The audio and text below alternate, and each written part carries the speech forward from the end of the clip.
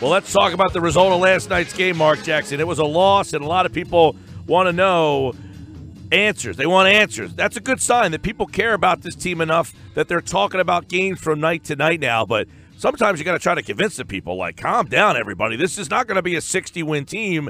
This is a classic case to me, Mark, of a young team kind of smelling themselves a little bit and taking that game for granted last night.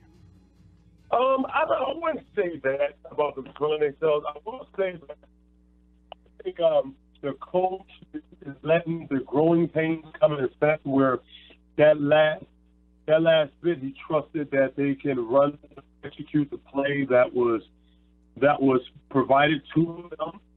They put the hand to your point guard, and they did not run it. They kind of broke the play, and Ben tried to go and drive, penetrate, and a guy cut him off. He hit JJ, and he was hoping JJ didn't get a shot off, but that wasn't the plan. Drew up, and I felt Coach's frustration after that game in the press conference. He was very adamant about they went rogue. They went rogue, and he was very disappointed in his team, as well as I was, and as well as Philly fans will. But we have to understand, I don't want to use it as an excuse, but this is another situation that they have to learn from. They got to learn how to win from this situation. But that game was well in hand. They let a struggling team get confidence, and that came back to bite them in the head. Mark, when he said they went rogue, kind of explain for the listeners who he was kind of implying did not follow the plan. I think they went rogue, and they didn't run the play. If you go back and watch the film, which I do a lot, it was something where they was taking the ball to Joel on the right block, and then it looked like Minor was supposed to come set a down screen for JJ, who's going to flare up, and they maybe, I'm just assuming, maybe look for Ben going to the rim. If nothing's there, then Joel do his thing.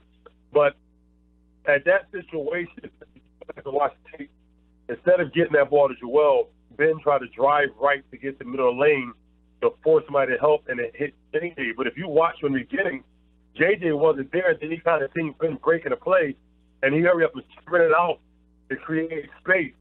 But the team, Fox was able to help and recover to JJ, and JJ didn't get the shot off. So when he said who went rogue at that time, it was Ben Simmons, the point guard, who instead of running the actual play tried to get middle. A lot of people on either side of the coin. I particularly don't have an opinion because I don't think you could coach your team the same way every night. Some nights I want to see a timeout. Other nights I don't want to see a timeout. I don't have a problem with him not calling timeout sometimes, but some people say, well, after a make, maybe you should have gone timeout. Do you have a problem with no timeout? At first I was like, well, why is no timeout? And then when Coach mentioned that, we had a stoppage before Fox hit that shot, they had a stoppage while the refs were reviewing something before Fox went and hit that jumper. And I went back and watched that when I got home. Of course, I didn't get home at 1:30. So when I went to watch it, I noticed he was absolutely right. He had him in the huddle for like a minute. So he drew something up, and I'm assuming that was if they made a shot or missed a shot, this is what we're going to do.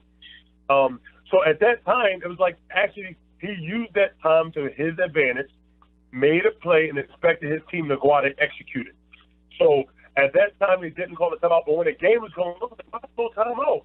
But then I realized prior to that play, he had drew up something and was hoping his team would execute it. So the reason why there was no timeout there, because he told his team, this is the play we're going to try to run.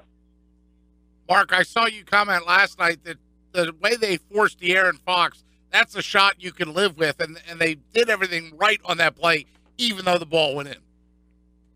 They did everything right. If you go back and watch again, the prior shot, Fox's shot before that, he shot from the same spot and shot an air ball. So Fox is not a shooter. If you're going to give up anything, give up Fox shooting that jumper. And they did. He just happened to knock it down, and he knocked it down over a contested hand by Ben Simmons. So if you're the coach, you'll take that all day. If it was the same situation, they would do the same thing. I would trust that out of 7 out of 8 times, he's going to miss that shot. Just that particular time, he's just having to make it. Joel Embiid, and I saw you guys talk about this last night too, and Mike and I talked about this, sort of seemed out of sorts at times during the game. Took a while to get his legs underneath him. And, of course, those Willie Cauley-Stein blocks at the end, I heard you make some comments about that if you had 100% of Joel, you don't think that he's blocking his shot. What do you attribute that fatigue or that offness to last night? I credit that to him. He still have his legs under him because in the beginning of the game, I didn't like the way Joel was moving, actually. I thought he wasn't able – I thought he was out of breath early in the beginning of the game, and I believe, if I'm not mistaken, Coach took him out at the I believe the 9-minute mark in the first quarter because he just was out of sorts. He was not in his body was not in the game. Like he looked fatigued from the start. And it was a rough start, but as the game went on, he started to get his feet back under him and started playing a little better towards the end of the game. But I think when he's 100% in condition, prime condition, I think that block that at the end that Willie Cauley-Stein block will be a stuff end one in Willie Cauley-Stein's face. At that present time, Willie got the best of him. But by that time, next time they meet in Philadelphia, if that play come up again, that's going to be an N1 dunk by Joel Embiid. Hey, Mark, they paid J.J. Redick a lot of money. He didn't have a shot in the entire fourth quarter. Are you okay with that? They took him away. Sacramento did a great job taking him away. When people were denying, they was actually helping off of other people, and were not. They was actually face guarding, denying J.J. So J.J. could not get a shot. But that's why you paid him, because he's going to hit shots. But when he hits a few, teams are going to start denying. So then you're playing 4 against 3 in favor of the Sixers because they're taking that defender out of the play because you're trying to deny J.J. So he did what he did. He scored. He got some shots off. He nailed some shots. So then Sacramento made some adjustments, started denying him, and then that's when the 76ers took advantage of him trying to get to the rim. So even when he's not scoring, his making shots, his value is when he's on the court and he demands so much attention because he's such a prolific shooter.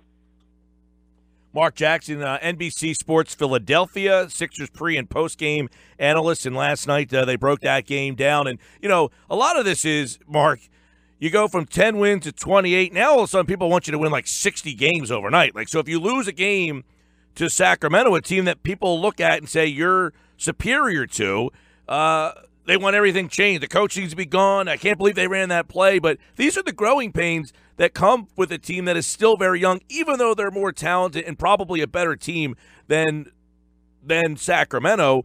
There are nights where, like last night, Ben got in foul trouble, which I thought was kind of bogus. Some of the calls I thought against him were the George Hill call was terrible. But, not having him out there with the foul trouble, just see that everything was kind of going against them, and they found a way to stay in that game and then take the lead, but they just didn't finish the game out. But it's like everybody wants them, like, you got to win 60 games right away. It's like that's why I think there's so much, criticism so early in this season. Yeah, but you have to also realize where we live at, guys. We live in the Philadelphia area, so it's going to be a lot of criticism because the fans want it now. They live with the trust the process, and they live with the winning.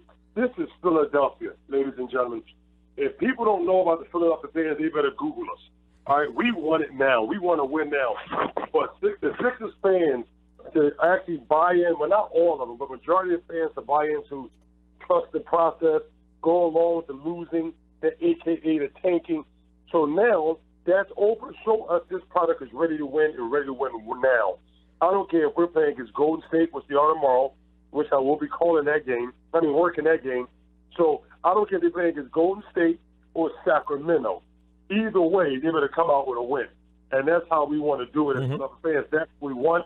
So when things not going the way we think they should be going, which is in the upwards, in the winning column, it's a negative, and you're going to hear about it. No, and I agree. I like the fact that we're talking about individual games now because it now shows the fans are into each individual game. That's a great thing, which means when you lose a game like that, it's going to be under the microscope a lot more because they expect better results than what you've given them over the last couple of years. Tomorrow night, they are in Golden State. They've played this team tough the last couple of years, but I would assume that Golden State's one of these teams that's saying, man, that team's getting almost more attention than we are, and we're the champs, so they're going to be ready tomorrow night for this Sixers team. They're not going to catch Golden State off guard because Golden State has been caught off guard a couple times this year. Yeah, I don't think the Sixers are capable of catching people off guard anymore because I think now people realize the level of talent they have. So when you need talent to win games in the NBA. So now that they have players such as Joel Embiid, Ben Simmons, J.J. Redick, Dario Saric, Rocco playing outstanding basketball. So when you have people on your team that have skill, other players recognize that, and they will never take you for granted after that again. So they're not going to catch Golden State slipping. The 76ers better come out ready. They better come out hungry because Golden State is coming out full guns blazes ready to get a win. Tomorrow night, Marc Jackson, Sixers pre- and post-game, NBC Sports Philadelphia. If you're in the car, you can listen to the game right here on 97.3 ESPN. Thanks for coming back on, Mark. Thanks, guys. Appreciate it. It's fun, man.